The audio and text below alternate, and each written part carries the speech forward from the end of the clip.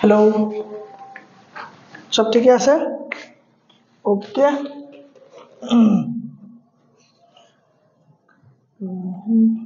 কি পঢ়িছিলোঁ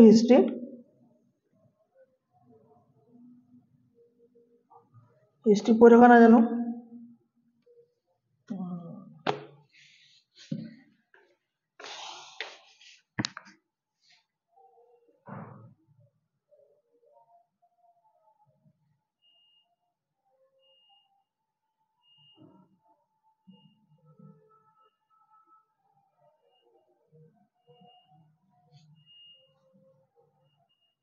ষ্টাৰ্ট কৰিছোঁ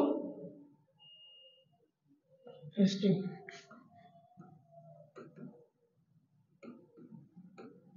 হৈ গ'ল ঠিকে আছে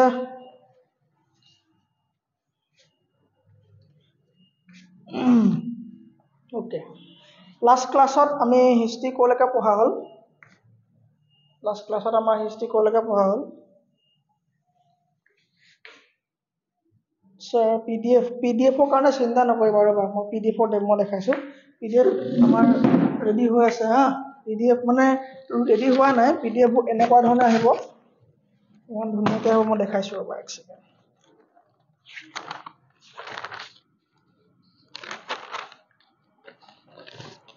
এইবোৰ পাৰিছা নাই জানো চোৱা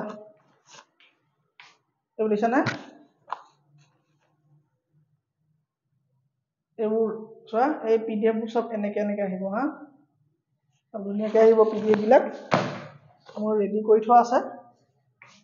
তাৰপিছত আৰু টাইপ কৰাজনক দিলে হৈ গ'ল আৰু কোৰ্চটো আধা নি লওঁ তাৰপৰা পিডিএফ দিয়া কথা ভাবি হয়নে চ' হিষ্ট্ৰী আমি পঢ়ি আছিলোঁ আমি চৌহান বংশৰ বিষয়ে পঢ়িছিলোঁ হয়নে তাৰমানে আমি মুছলিম আক্ৰমণৰ বিষয়ে পঢ়ি আছিলোঁ হয় নাই মুছলিম আক্ৰমণ কেইধৰণে হ'ব মুছলিম এটেক কেইটা ভাগত মুছলিম এটেক হ'ব কেইটা ভাগত মুছলিম এটেক হ'ব মই সিদিনা কৈছিলোঁ প্ৰথমে আহিব বিন কাছিমে কৰিব বিন কাছিমে মুছলিম এটেক কৰিব 712ত হয়নে তাৰপৰা আহিব আমাৰ মুছলিম এটেক কোনে কৰিব ঘড়ী আহিবনে ঘড়ী অহাৰ আগত আৰু কোনোবা আহিব নেকি ঘড়ী অহাৰ আগত আৰু কোনোবা আহিব নেকি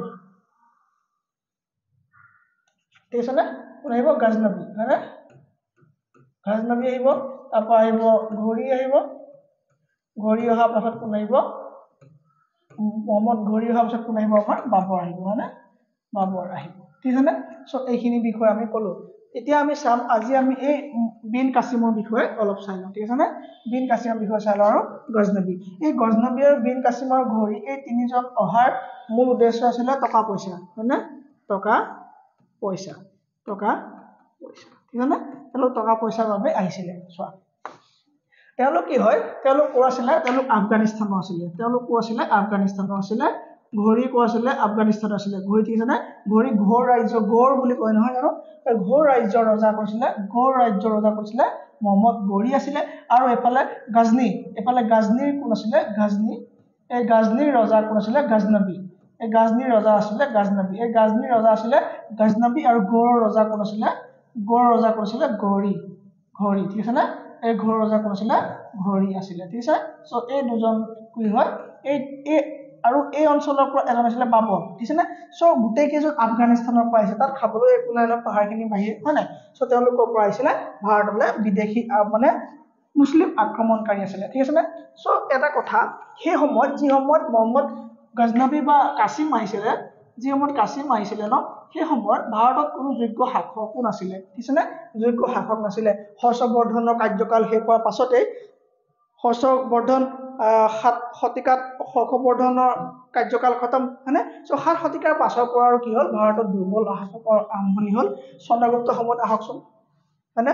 তাৰপৰা হৰ্ষবৰ্ধনৰ সময়ত আহকচোন হয়নে বা অশোকৰ সময়ত আহক তেতিয়া দেখাব লৈছিলে সেইটো নাই হয়নে কিন্তু মানে সদায় কি হয় এটা পৰাক্ৰমী এজন মানুহে সদায় ৱেইট কৰে তেওঁ চাই যে এটা সুযোগলৈ ৱেইট কৰিব লাগিব তুমি যেতিয়া সুযোগলৈ ৱেইট কৰিবা তুমি তেতিয়া সব মানুহৰ এটা সময় আহিব আৰু সেই সময়টো তুমি ৱেইট কৰিব পাৰিব লাগিব ধৈৰ্য ধৰি পাৰিব লাগিব তুমি ক'ৰবাত আজি অপমানিত হৈ আহিছা তুমি একো ৰিপ্লাই নকৰা তুমি ঘৰলৈ গুচি আহা তোমাৰ টাইম আহিব এদিন তুমি সেই অপমানৰ তুমি হিচাপ তুমি হাঁহি দিব পাৰিবা ঠিক আছে নে তেনেহ'লে কি হয় প্ৰতিজনে কি হয় এটা সুযোগলৈ ৱেইট কৰে ঠিক আছে সো গজনবী বা আমি কাছিমৰ বিষয়ে পঢ়িম কাছিম 712 যেতিয়া ভাৰতলৈ আহিছিলে ভাৰত সেই সময়ত কোনো যোগ্য ৰাজ্য বা যোগ্য ৰজা নাছিলে সেই সময়ত যেনে বুদ্ধ ধৰ্ম আছিলে আৰু বুদ্ধ ধৰ্মৰ প্ৰভাৱ লাহে লাহে ডাউন হ'বলৈ ধৰিলে সেই সময়তে কাছিম আহি পেলাই ভাৰতত কি হ'লে টকা পইচা লৈ পেলাই তেওঁ ধৰ্ম স্থাপন কৰিলে তেওঁ এটা মুছলমান ধৰ্ম তেওঁ বহুত বেছি এটা প্ৰভাৱ বিস্তাৰ কৰিবলৈ সক্ষম হ'ল ঠিক আছে না সো কাছিম ক'ৰ পৰা আহিলে তো আফগানিস্তানৰ পৰা আহিলে কাছিম আহিলে হয় সো কাছিম কি হইলে 712 চীন আৰু মুলতান এই অঞ্চলবিলাকত থকা চীন আৰু মুলতান এই দুটা অঞ্চলত আহি পেলাই এই তাত থকা ৰজাসমূহৰ লগত যুদ্ধ কৰিলে সেই ৰজাসমূহ হৰুৱাই পেলাই তেওঁ ভাৰতত প্ৰৱেশ কৰিলে ঠিক আছে না এই বিন কাছিম কি হ'ল ভাৰতত প্ৰৱেশ কৰিলে ঠিক আছে সো ভাৰতত প্ৰৱেশ কৰি পেলাই তেওঁ আৰম্ভ কৰিলে ঠিক আছে না তেওঁ কি কৰিলে এটা টেক্স আৰম্ভ কৰিলে তেওঁ শাসন কৰিবলৈ আৰম্ভ কৰিলে ন এই অলপ অচৰতকে বহুত বেছি দীঘলীয়া সময় নহয় অলপ সময় তেওঁ কি কৰিলে টেক্স ইম্পোজ কৰিলে তেওঁ ভাৰত আহিয়ে তেওঁ কৰিলে টেক্স ইম্পোজ কৰিলে তেওঁ কি টেক্স ইম্পোজ কৰিলে তেওঁ জাজিয়া নামৰ এটা টেক্স ইম্পোজ কৰিলে জাজিয়া ঠিক আছে জাজিয়া টেক্স তেওঁ কৰিলে জাজিয়া টেক্স ইম্পোজ কৰিলে ঠিক আছে তেওঁ জাজিয়া টেক্স ইম্পোজ কৰিলে ক'ত ভাৰতৰ মানুহখিনিৰ ওপৰত আৰু এই টেক্সটো অমুছলমান লোকসকলৰ ওপৰত বেছি প্ৰভাৱ বিস্তাৰ কৰিলে অমুছলমান লোকসকলৰ কাৰণে এই টেক্সটো আছিলে তাৰ মানে বেসিক্যালি সেই সময়ত হিন্দু মানুহে বেছি আছিলে সো মেজৰিটি হিন্দু আছিলে সো ইয়াতে মেজৰিটি কি হ'ব হিন্দু মানুহৰ গাত পৰিলে এই টেক্সটো আছিলে এই মুছলমান সকল আৰু অমুছলমান যিসকল লোক আছিলে সেইসকল সুৰক্ষাৰ কাৰণে তেওঁ যদি সুৰক্ষা দিব লগা হয় তেওঁ যদি কোনো প্ৰহৰী এই অমুছলমান লোকসকলক যদি সুৰক্ষা দিব লগা হয় তেনে টেক্স দিব লাগিব ঠিক আছে না সো এটা তেনেকুৱা এটা সিস্টেম আছে জাজিয়া টেক্স বুলি কোৱা হয় আৰু সেই টেক্সৰ কবলৰ পৰা তেওঁ কেইটামান মানুহ আঁতৰাই ৰাখিলে সেই মানুহকেইটা হ'ল ওমেন তেওঁ ওমেনক এই টেক্সৰ পৰা আঁতৰাই ৰাখিলে দুই নম্বৰ তেওঁ চাইল্ড যিবিলাক সৰু ল'ৰা ছোৱালী আছিলে হয় না ঠিক আছে না সৰু ল'ৰা ছোৱালীবিলাক আঁতৰাই ৰাখিলে হয় না সৰু ল'ৰা ছোৱালীবিলাক আঁতৰাই ৰাখিলে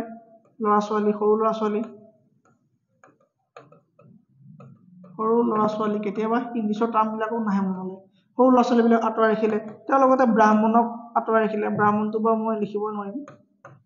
ব্ৰাহ্মণসকলক আঁতৰাই ৰাখিলে আৰু লগতে যিবিলাক কি আছিলে বৃদ্ধ মানুহ আছিলে পল যিবিলাক মানুহ আছিলে মানে পল মানুহবিলাক আঁতৰাই ৰাখিলে আৰু 5 নম্বৰতে তেওঁ যিবোৰ হেণ্ডিকেপ মানে হেণ্ডিকেপক কি কয় অসমীয়াত যিবোৰ হেণ্ডিকেপ মানুহ মানে বিকলাংগ মানুহ যিসকল বিকলাংগ লোকসকলক কি কৰিলে এই টেক্সৰ পৰা আঁতৰাই ৰাখিলে ঠিক আছে নে এই টেক্সৰ পৰা কি কৰিলে আঁতৰাই ৰাখিলে নাই আমাৰ এজন কি নাম বিন কাছিম ঠিক আছে না সো বিন কাছিম ভাৰতত ক'ৰ পৰা আহিলে আফগানিস্তানৰ পৰা আহিলে আফগানিস্তানত সোমাই পেলাই তেওঁ দিল্লী এই পাৰ্টটো এই আজমেৰ বা এই সাইডটো কি হ'ল তেওঁ শাসন কৰিবলৈ আৰম্ভ কৰিলে আৰু লগতে তেওঁ কোনোবা খবৰ দিলে তেওঁ কেতিয়া আহিছিলে ভাৰতলৈ মই ক'লো যে 712 আহিলে হয় না সো তেওঁ কিমানত আহিলে 712 আহিলে 712 আহি পেলাই এই টেক্সৰ গোটেই কামখিনি তেওঁ কাৰ ওপৰত ইম্পোজ কৰিলে ভাৰতৰ মানুহৰ ওপৰত মানে ইম্পোজ কৰিলে আৰু শেষত তেওঁ কি হ'ল তেওঁলোকৰ নিজৰ মাজতে এছাচিনেট হ'ল তাৰ মানে তেওঁ নিজৰ মাজতে কি হ'ল মৃত্যু হ'ল ঠিক আছে নে কাৰ মৃত্যু হ'ল বিন কাছিম সো বিন কাছিমৰ বিষয়ে আমি বহুত বেছি পঢ়িব লগা নাই ঠিক আছে বিন কাছিমৰ বিষয়ে কি নাই বহুত বেছি আমি পঢ়িব লগা নাই হ'ব এইবিলাক বেছি দিনৰ কাৰণে নাই অহা ঠিক আছে এটা হ'ল আমাৰ বিন কাছিম তা কি কৰিলে তেওঁ জাজিয়া কৰ ইম্পোজ কৰিলে ব্ৰাহ্মণৰ ওপৰত জাজিয়া কৰ লগোৱাজনৰ নাম কোৱা ব্ৰাহ্মণৰ ওপৰত কোনে শেষলে ব্ৰাহ্মণৰ ওপৰত জাজিয়া কৰ ইম্পোজ কৰিছিলে কোৱা ক'ব পাৰিবনে ব্ৰাহ্মণৰ ওপৰত জাজিয়া কৰ লগোৱা মানুহজনৰ নাম কোন পাৰিবনে ক'ব ফিৰোজ তুগলক হয়নে ফিৰোজ তুগলক কৈছিলে শেষত আমি পাম এইবিলাক পঢ়িবলৈ যেতিয়া পঢ়ি গৈ থাকিম তেতিয়া পাম ঠিক আছে সো এতিয়া আমাৰ কি চালো আমি যে আমি বিন কাছিমৰ চালো গজনবীৰ বিষয়ে চাম এতিয়া গৌৰীৰ বিষয়ে চাম গৌৰীৰ পাছতে কি আহিব আইবাক আহিব হয় নাই সো আইবাক আহিব তেনেকৈ ডাইনেষ্টিবিলাক আহিব 1200 পৰা আহি যাব হয় নাই 1200 পৰা 1500 লৈকে তেওঁলোকে ৰুল কৰিব আৰু 1500 পৰা আমি কিমান পাম 1500 পৰা 1857 লৈকে আমি এই বাবৰ জাবৰখিনিৰ বিষয়ে পঢ়িবলৈ পাম ঠিক আছে না সো কি হ'ব আমাৰ তেওঁ কি আহিলে জাজিয়া টেক্স ইম্পোজ কৰিলে জাজিয়া টেক্স ইম্পোজ কৰিলে আৰু 5টা শ্ৰেণীৰ মানুহৰ পৰা এই টেক্সটো নিদিলে হয় না এই 5টা শ্ৰেণীত এইকেইটা টেক্স কি কৰিলে ইম্পোজ নকৰিলে হ'ল তাক কিমান আহিলে 712 আহিলে তাৰপৰা আহিব গজনবী তাৰপৰা কোন আহিব আমাৰ গজনবী আহিব কোৱা হয় যে গজনবীয়ে প্ৰায় 17 বাৰ ভাৰত আক্ৰমণ কৰিছিলে গজনবীয়ে কি কোৱা হ'ল গজনবী ক'ৰ পৰা আহিলে তেওঁ আফগানিস্তানৰ পৰা আহিছে হয়নে তেওঁ পাৰিলে আফগানিস্তানৰ পৰা আহিছিলে বুলি কোৱা হয় আফগানিস্তানৰ পৰা আহিলে বুলি কোৱা হয় না সো তেওঁ কিমান বাৰ আক্ৰমণ কৰিলে বুলি কয় গজনবীয়ে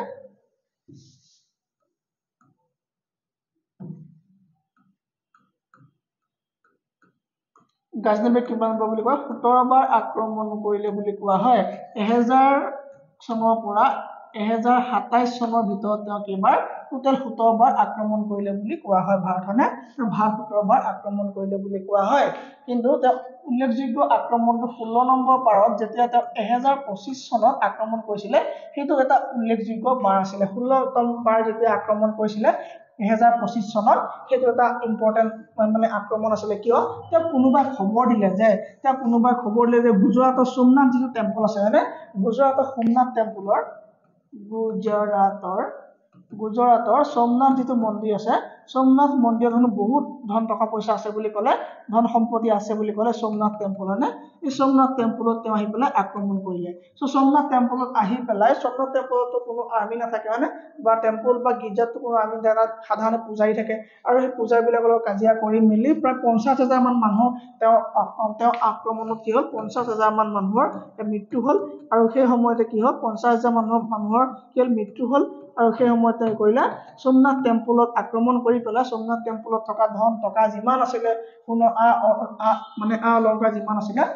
মানে গোটেইবোৰ তেওঁ লৈ উভতিব ধৰিলে ক'ত আছিলে ইয়াত আছিলে হয়নে সো তেওঁ উভতিবলৈ লওঁতে এতিয়া এই বৰ্ডাৰ এৰিয়াত কি হ'ল কিছুমান জনজাতীয় লোকৰ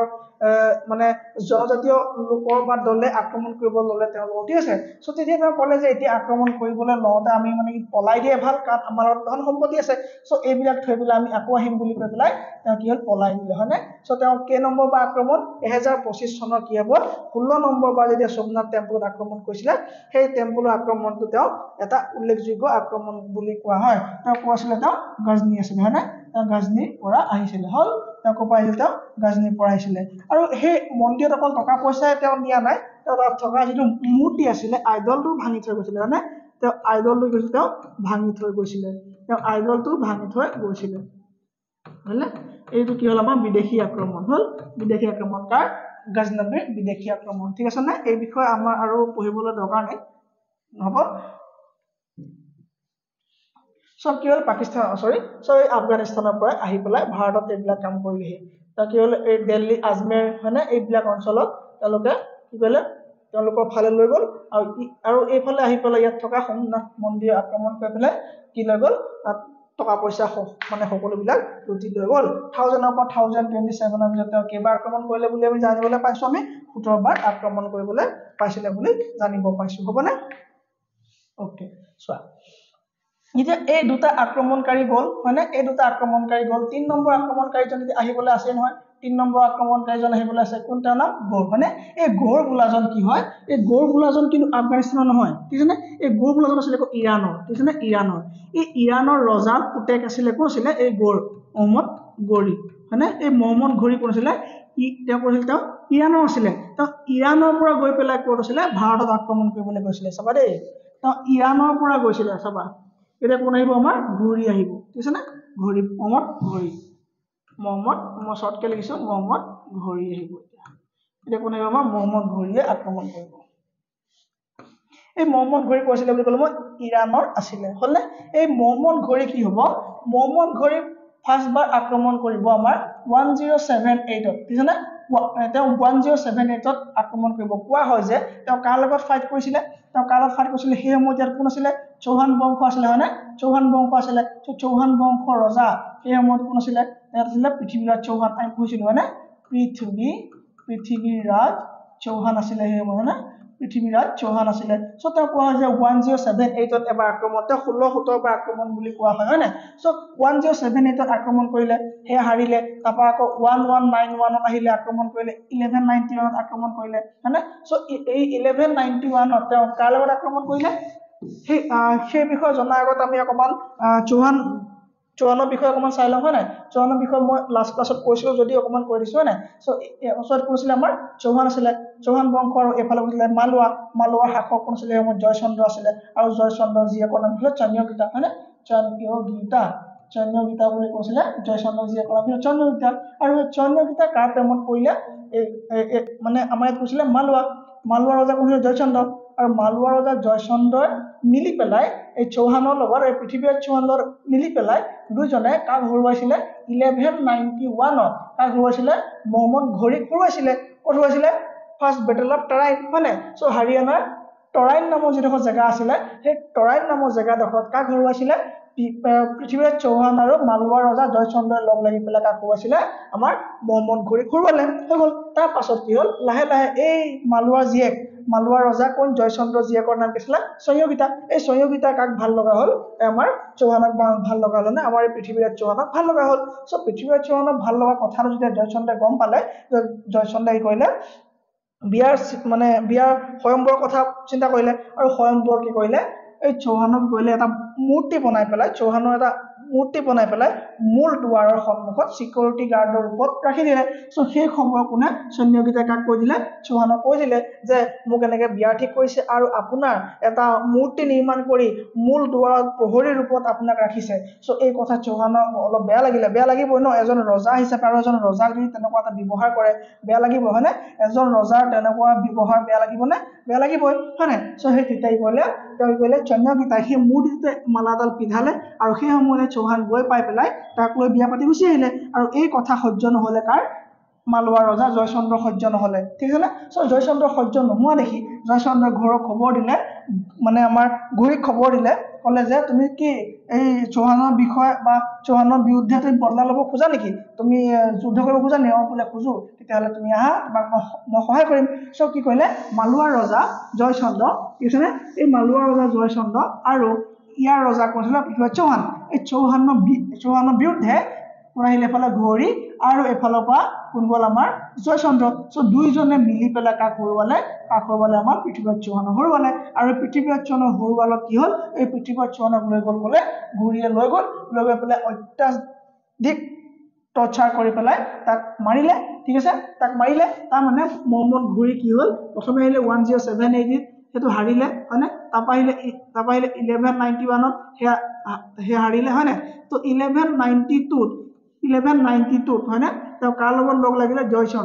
জয়চন্দ্ৰৰ লগত লগ লাগি পেলাই কি কৰিলে কাক হৰুৱালে সি ডিফিটেড তেওঁলোকে কাক হৰুৱালে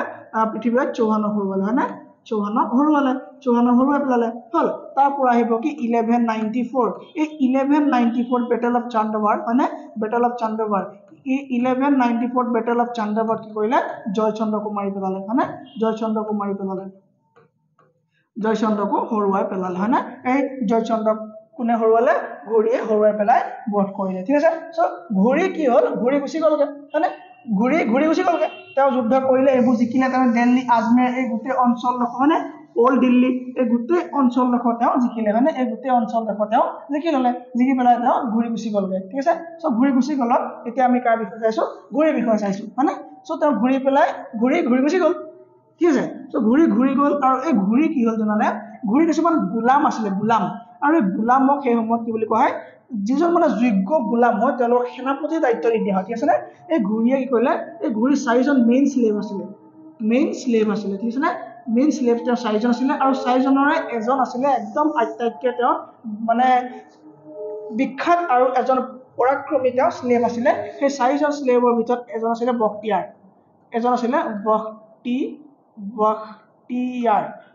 বখতিয়াৰ খিলজি হ'বগে পিছত এজন আছিলে বখতিয়াৰ এজন আছিলে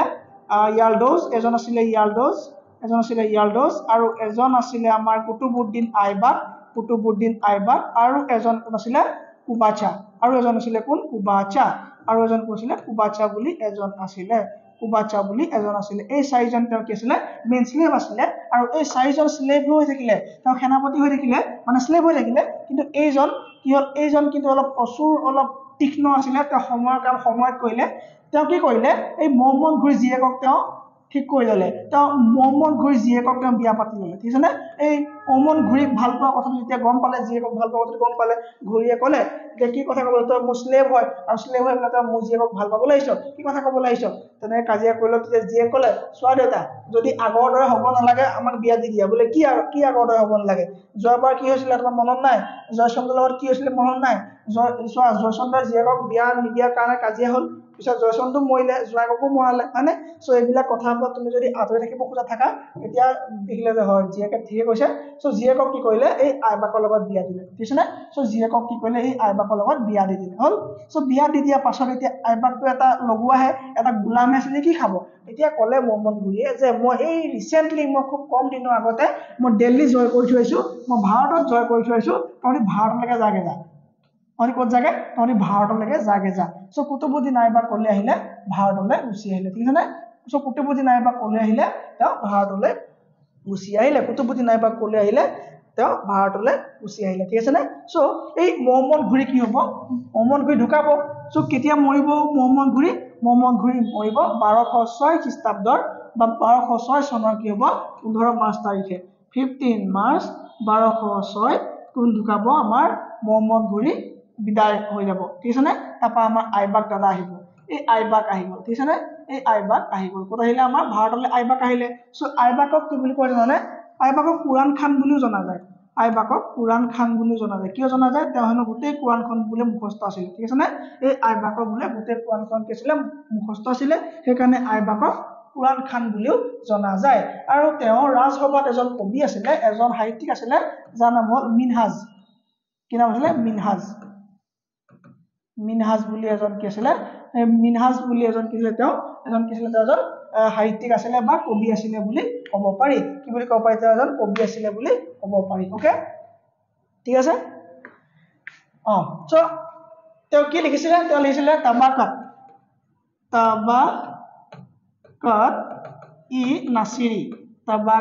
ই নাছিৰি বুলি এখন কিতাপ লিখিছিলে তাবাকাত ই নাছিৰি বুলি এখন কিতাপ লিখিছিলে যিখন কিতাপত আমি আগৰ এই আইবাকৰ বা আগৰ পৰিয়ালৰ আগৰ কথাখিনি আমি গম পাব পাৰো ঠিক আছে নে চ' তাবাকাত ই নাছিৰি বুলি এখন কিতাপ লিখিছিলে ঠিক আছে নে ওকে মিনহাজ চিৰাজ এই কি হ'ব চিৰাজ তেওঁ কি লিখিছিলে এখন কিতাপ লিখিলে যিখন কিতাপত তেওঁলোকৰ সাম্ৰাজ্যৰ বিষয়ে উল্লেখ আছে কি আছিলে তাবাকাত ই নাছিৰি বুলি এখন কিতাপ লিখিছিলে ঠিক আছে নে তেওঁ আকৌ কি কৰিছিলে ওল্ড দিল্লী ফালে এটা আজমেৰৰ ফালে ওল্ড দিল্লী ফালে তেওঁ এটা কি বনাইছিলে তেওঁ কুতুব মিনাৰ বনাইছিলে গম পোৱা নে কুতুব মিনাৰ বনাইছিলে ঠিক আছে নে তেওঁ শিক্ষক আছিলে এজন যাৰ নাম আছিলে বখতিয়াৰ কাকি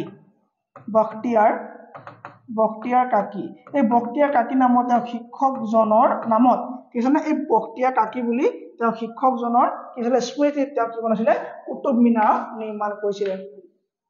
কুতুবুদ্দিন আইবাকে কি নিৰ্মাণ কৰিছিলে কুতুব মিনাৰৰ নিৰ্মাণ কৰিছিলে বুজি পাইছা বখতিয়াৰ কাকিৰ স্মৃতিত ঠিক আছে নে ওকে তেওঁ আৰু কি কৰিছিলে তেওঁ আজমেৰত আৰু কি কৰিছিলে তেওঁ আজমেৰত এখন সংস্কৃত স্কুল আছিলে চ' এই সংস্কৃত স্কুলখন তেওঁ ভাঙি পেলাই পুনৰ নিৰ্মাণ কৰিলে মানে ভঙা মানে কৰিলে সেইখন তেওঁ মডিফাই কৰিলে মানে কালাৰ বেলেগ কৰিলে দুৱাৰ চোৱাৰ বেলেগ কৰি পেলাই সেই সংস্কৃত স্কুলৰ সেইখন বেলেগকে বনাই তেওঁ নাম দিলে আধাই দিন কা জোবৰা বুলি নাম দিলে আৰু এই আধাই দিন কা জোবৰা বুলি এটা বেলেগ এটাকে বনাই পেলালে তাৰ সংস্কৃত স্কুলখন ভাঙি পেলালে বুজি পাইছা তাক কি বনালে আৰু এই আধাই দিন কা জোবৰা বনালে কেলে আধাই দিন নামটো পৰিলে কাৰণ 2.5 দিনত এখন কাম কৰা হৈছিলে বুলি কোৱা হৈছিলে মানে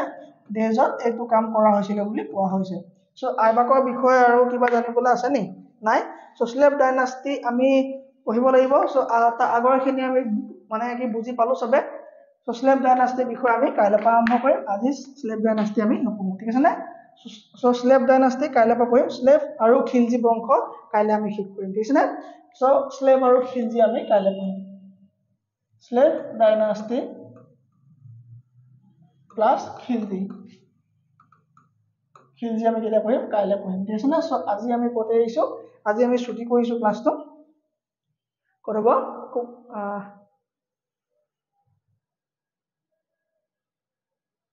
ঠিক আছে